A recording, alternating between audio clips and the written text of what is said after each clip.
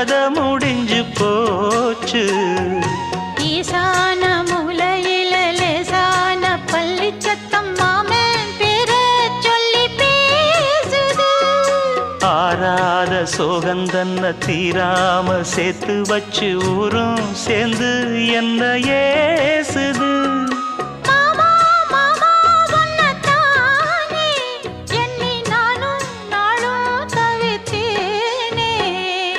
கூண்டுக்குள்ள என்ன வச்சு கூடி நின்ன ஊரை விட்டு கூண்டுக்குள்ள போனதென்ன கோலக்கிளியே.